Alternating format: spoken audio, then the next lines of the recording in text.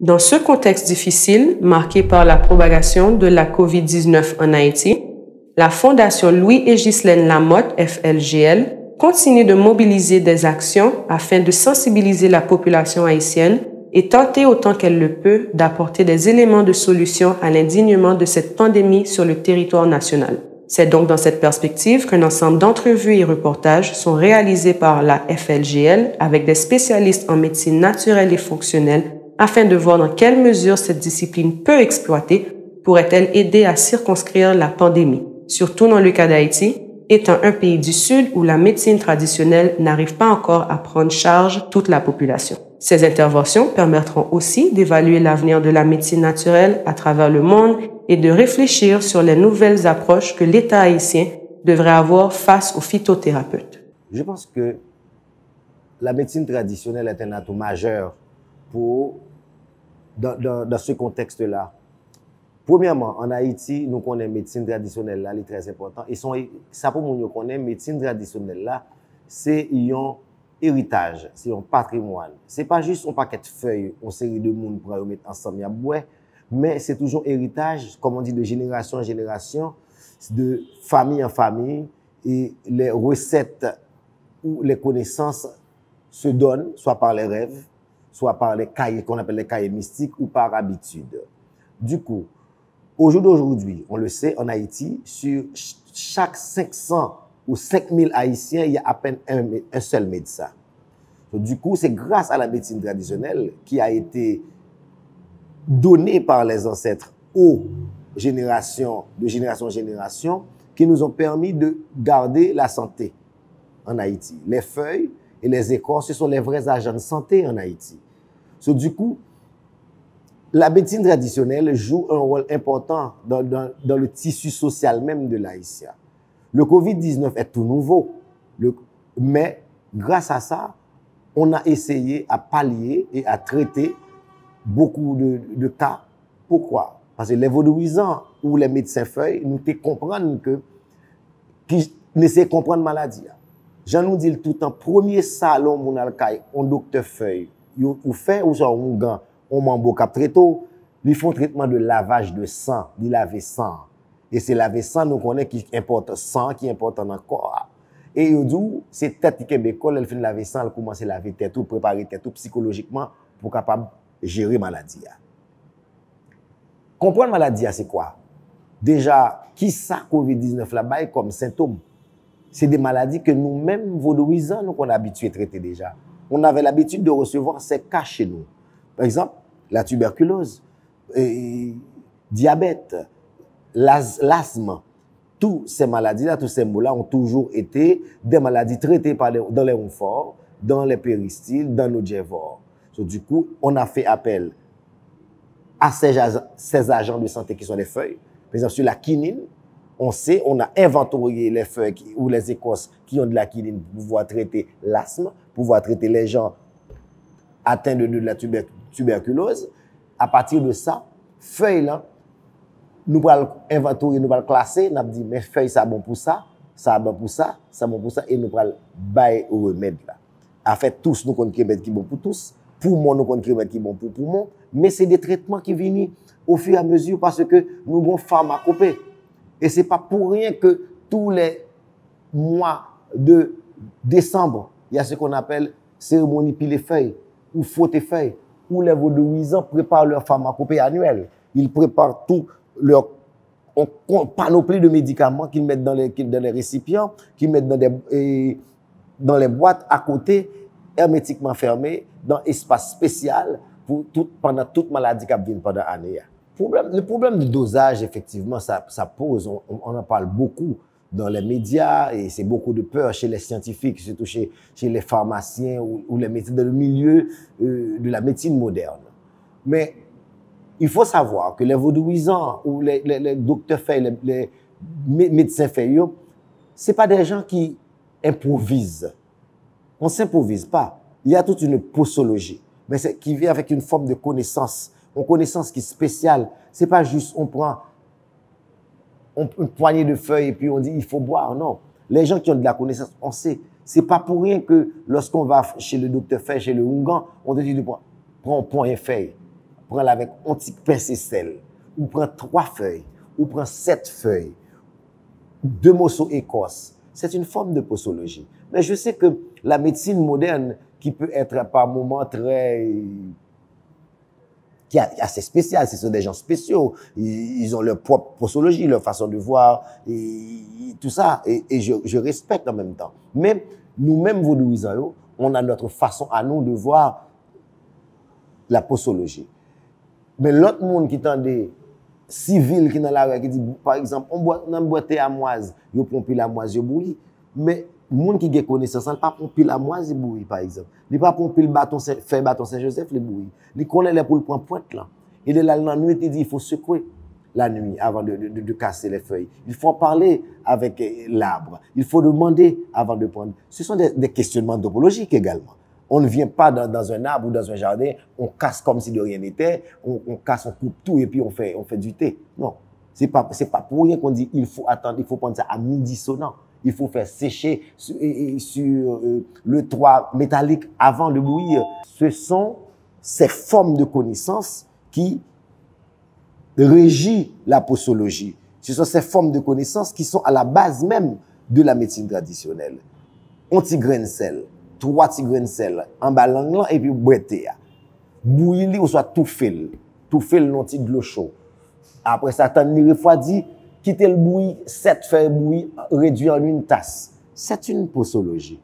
Effectivement, nous pensons que la médecine traditionnelle a aidé à faire prévention. Dans quel sens? Puisque l'homme n'a pas la médecine moderne, il prend n'importe quel médicament pour monter le système immunitaire, c'est une forme de prévention. En même temps, en Haïti, ou soit dans le vaudou, dans le milieu, dans les lacs, lorsque on te donne du thé tous les matins, ou pour thé en mai, ou bon thé sucré le soir, ça dépend qui gente, yo dit ti moun nan chétif, ou soit ti moun nan yo wè kol, li mérite thé. Yo balte son forme de prévention, pas forcément boire thé parce qu'on est malade, mais yo commence une bonne forme de prévention qui pour ranger corps, qui pas pour COVID-19 en général, mais qui c'est pour toute maladie qui est capable de venir, soit virale ou n'importe l'autre maladie. Cette prévention est toujours là, même dans la médecine traditionnelle là. Moi, je pense que la toute première des choses sont question de connaissance de soi et de respect de l'identité. À la limite que tu es dans un pays issu de n'importe quel autre pays qui a de la médecine traditionnelle, il suffit de savoir, de reconnaître ce qu'on a comme savoir dans son pays. Reconnaître et avoir le respect de soi, le respect de ces porteurs de tradition, de ces Oungans et Mambo, de ces docteurs Fay qui ont porté jalousement cette connaissance pendant des années, pendant des décennies, qui ont reçu de leurs ancêtres ces connaissances-là. Et à partir de là, je pense qu'on va, de concert avec soit le ministère de la Santé ou d'autres institutions qui s'occupent de la santé, va devoir inventorier. Et la toute première des choses, pour moi, il faut légiférer aussi. Légiférer sur tout ce qu'on a comme richesse, tout ce qu'on a comme possibilité, comme piste de développement. Et à partir de là, on fait l'inventaire de ces plantes-là, on fait l'inventaire de ces porteurs de tradition, on leur donne la parole, on leur donne la chance de pouvoir prendre l'espace public pour présenter leur savoir, leur connaissance, et qui peut servir comme moteur idéologique dans le développement de ce pays. Le respect de soi. À la limite qu'on respecte, il faut être un État fort. Les institutions, il faut pas faire son pays pour les institutions internationales d'abord. Il faut faire le pays pour soi. Un pays est un concept. Tu as ton pays, tu as telle loi qui régit ton pays, tu respectes ce que tu as comme valeur patrimoniale, comme valeur scientifique dans ton pays et les autres vont venir. C'est comme un pays, on dit, oui, il faut nettoyer le pays, il faut tout faire pour que les touristes viennent. Non, on ne fait pas un pays pour les touristes, pour que les touristes étrangers peuvent venir. On fait un pays pour soi-même. Un pays qu'on se sent bien là-dedans, tellement bien là-dedans, et puis l'autre monde est capable de venir là-dedans. Alors, je dis, si nous décidons, nous dit, n'a inventé, n'a qu'un médecine traditionnelle, n'a pas de valeur, eh bien, l'autre, tu peux le venir là-dedans. C'est pas dès le départ. Effectivement, je pense que la pandémie coronavirus, c'est un bagage qui est très mauvais dans le monde. Mais en même temps, l'hypothèse ont ouverture, les cas ont ouverture tout pour les gens qui dans la médecine traditionnelle, fait qu'on ait un travail là. Et ça me dit tout à l'heure, c'est des pistes de développement. C'est des questionnements dans le pays. Côté, on a des gens qui ouvertement par un mal cas médecine qui peut docteur moderne là yo. Ou soit pas de moyen pour y aller. Mais c'est le moment pour nous question pour une quantité de monde qui pas aller, qui pas aimer, qui ça prend tout. Son question pour une société. Son question c'est pas même sous médecine traditionnelle là, sous médecine seulement. En général, c'est au moyen côté l'État a supposé commencer connaître qui est-ce qui dans le pays, qui est-ce côté inventorier pour connaître qui est-ce qui malade, qui est-ce qui pas malade, qui est-ce qui gagne sida, qui est-ce qui pas gagne sida, qui est-ce qui gagne corona, qui est-ce qui pas gagne corona. Mais c'est le moment tout pour nous connaître combien de monde dans pays qui parle qu'à docteur, pas parce qu'il pas de possibilité, mais parce que pas veulent aller à docteur, ils ont l'autre moyen, ils ont l'autre forme de médecin aller. Moi-même, je travaille par exemple dans BMC, Boston Medical Center aux États-Unis d'Amérique, et le travail, moi, c'était pour, avec les médecins de la médecine moderne à l'hôpital, à BMC, côté nous avons inventorié quantité haïtiens qui malades, soit qui séropositif, soit qui diabète, qui ont plusieurs autres maladies, mais qui viennent qu'à docteur, qui viennent à l'hôpital là parce que pas de choix à cause de une assurance, à cause que culture d'accueil dominante dans vle faut aller à docteur effectivement. Mais dans examen yo, les vini, l'hôpital la rend compte plus fort moun sa yo, pas prendre médicament, yo vini parce que yo pas de choix. Et yo ouais yo gen l'autre médicament dans sang yo à travers examen test yo. Alors on était là comme un gars ou soit comme docteur Fay tous les deux pour nous travailler pour nous questionner et travailler pour qui médicament on te prend. Et c'est ça un pays en développement. En Haïti, on peut dire que la médecine traditionnelle est un peu les deux, est utilisée par un groupe monde qui t'a plus ou moins paraître dans la médecine traditionnelle, qui n'a vaudou, ou soit qui n'a milieu paysan, plus que l'autre monde qui n'a milieu urbain, ou soit qui pas vaudouisant. Mais en même temps, son société, on va pas se mentir, il y a beaucoup d'hypocrisie dedans. Il y a beaucoup de, j'en dis, en forme de fringlish, de veux pas. Tout le monde en Haïti, quelle que l'on soit classe sociale et tout, quelle que l'on soit appartenance religieuse, il y a boité. Peut-être qu'il n'y a pas faire une médecine, un traitement approfondi dans la médecine traditionnelle là, mais tout le monde y a boité. Et il y a boité, il y a qui côté te sorti, il y a qui a connaissance feuille là. Donc c'est une question à double tranchant côté on va vendre des gens qui dans les milieux qui très huppés, qui dans les milieux urbains, qui disent mais si t'es mélisté, si t'es bagaille, mais il connaît tout. S'il gagne pied dans rien, la prend moitié fait le gars ou son traitement. Il connaît ça. En pile là, il connaît si petit yo gon clou y a pour faire gros nèg y a mettre sous tête clou et puis la paye passer. Si ti moun nan jouer li gen gland nan balle la fièvre, yo connaît bail 3e fois avec des aides. Mais ou a l'autre classe qui plus ancré en dans tradition, li pas le plus profond à part traitement ça qui traitement jardin que yo gen qui à la portée de tout le monde, mais pas le traitement qui plus profond. Si moun nan gen par exemple gen pied cassé, bras cassé, gen des moun qui pas gen moyen pour aller orthopédiste. S'il monte ton pied bois dans milieu reculé, il tombe son pied bois bras cassé ou soit son cheval pied cassé, il pas gen moyen pour venir l'hôpital la ville. Il pas gen moyen pour aller voir orthopédiste. Alors il y a toujours gen moyen pour voir des docteurs qui les docteurs zo qui n'ont prouvé ça qui dans le milieu reculé qui fait traitement, qui ranger zo pour lui. Et tout marche avec connaissance.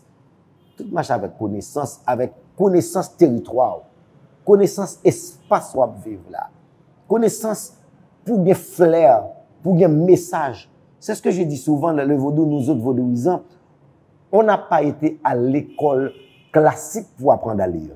On a appris à lire dans le grand chemin. Lire entre les lignes, lire entre les feuilles, lire entre les gens. La personne est devant toi, tu regardes cette personne et tu lis cette personne. Tu lis entre tes vévés. Tu lis à travers les sons également. Tu écoutes les sons, les bruits, l'eau qui coule, la fumée de ton café le matin. Tu peux lire à travers ça. Ce sont des connaissances qu'il faut respecter également. Ou lire la nature. Qui pied bois lever la caille au matin? Qui Jean pied bois sa fleurie et son message? Pour les gens qui ne connaissent pas, c'est une superstition. Eh bien, c'est pas grave, c'est une superstition, mais c'est une bonne superstition. Parce que si je me lève la caille, je regarde mon pied bois que les os après de lever sous mes caille, et bien, je connais que faut me protéger. Parce que avec les os, si je suis os cassé, si je suis mon traitement de os cassé, je rappelle que faire ça là pour me traiter les os. Et c'est d'autres choses encore. Je connais les pieds bêtes la caillou, gon bruit, il faut dire que tel bagage qui peut arriver.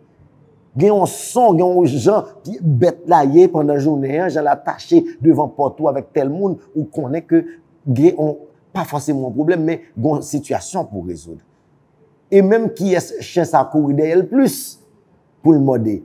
Si chien part en rage, il y a quelque chose, ce sont des messages. Et tout ça, c'est des connaissances que les ancêtres nous ont quittées pour nous, que nous-mêmes, en tant que vaudouisants, en tant que porteurs de tradition et porteurs de messages, nous comprenons. Parce que chaque grain élément, chaque grain accessoire, surtout élément qui dans l'environnement, ils sont porteurs de messages également. En général, type de patient, moi, en pile qui malade, qui a un problème diabète, et qui a un problème tuberculose, et fille qui a un problème, ça y est, les perditions, mais pas perditions, qui a un problème gynécologique.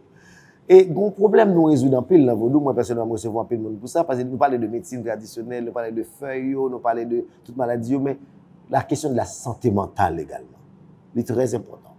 Et Vaudou nous recevoir en pile. Dans un pays où les gens sont choqués partout. On ne va pas, nous baillons tout nom en français, nous dit c'est un peuple résilient, résistant. Effectivement, c'est tout ça. Mais en même temps, à l'intérieur de ça, il y a des bobos. Il y a des bobos qu'on ne voit pas. Il y a les séquelles qu'on ne voit pas. Il y a des écorchés vifs. Mais sans ses parents dans liés. Et nous autres vaudouisants, nous avons cette possibilité, et moi personnellement, de recevoir beaucoup de gens en ce qui a été à la santé mentale. Problème de santé mentale en Haïti. Ça peut le dépendre. Ça peut le dépendre à quel moment on va le voir un patient à l'ouest médecin. Ça dépend de quel moment. Il y a des fois, c'est au tout début, il y a des cas cliniques ou des cas de recherche qui viennent jouer nous. Ou besoin de comprendre plus bien, c'est bien d'avoir des examens, des tests médicaux. Ou vous voyez là le médecin pour capable faire test dans le laboratoire pour capable ouais qui j'en pas le traiter. Ou il y a des autres cas qui paraissent automatiquement pas besoin de faire cas nous comprendre maladie ou traiter ou traiter et ça dépend qui j'ai maladie est chronique sur monde même là fait traiter au niveau médecine traditionnelle là mais pita moun ça gen doit aller médecin pour le rassurer certains bagages par rapport avec examen côté nous-mêmes nous cohabiter avec la médecine moderne très facilement. Meilleure façon que l'État haïtien t'a supposé approcher médecin ça yo docteur Feyo par rapport avec qui fait des propositions sur question maladie Covid-19 là déjà c'est ça ne t'a dit en premier respect de soi, respect de son identité, respect des porteurs de tradition et by institution républicaine qui travaille dans cas yo moyen de travail. Par exemple, ministère de la Santé publique qui a une direction spécialisée dans la médecine traditionnelle, pour faire travail là pour de vrai. Le Bureau national d'ethnologie qui travaille sur la question, sur patrimoine, sur archéologie, anthropologie, ethnologie, ethnographie, supposé gagner plus moyens, beaucoup de moyens pour le travail, pour inventorier dans tout pays, médicaments, et bailler la parole aux porteurs de tradition pour parler de connaissances, faire mise en valeur de ces pratiques, la mise en valeur de ces hommes et de ces femmes qui sont pour moi des héros et des héroïnes qui ont gardé vivant la tradition et ancestrale. Et à partir de là, nous sommes capables de gagner un vrai pharmacopée qui est capable de cohabiter et avec Université l'État, l'MSPPA, qui parle avec Université l'État, qui j'en parle faire du travail ensemble. Qui j'en, est-ce que vous parlez un laboratoire spécial pour garder des médicaments, pour garder des feuilles là. Tout ça, c'est des. Et c'est pour ça que je dis dès le départ, en même temps, il faut légiférer. Il faut légiférer. Parce que toutes ces connaissances-là, il faut qu'on légifère pour quitter là pour la postérité. Avenir médecine traditionnelle là, l'inamé l'État. L'inamé porteur de tradition et tout. Avenir, c'est que chaque moment, chaque qui dû dans ce pays à nous frapper, c'est le moment pour l'État ta plus fort pour le dire n'a prendre groupe moun sa yo en main nous pas questionner pour dire nous ça yo penser et à venir si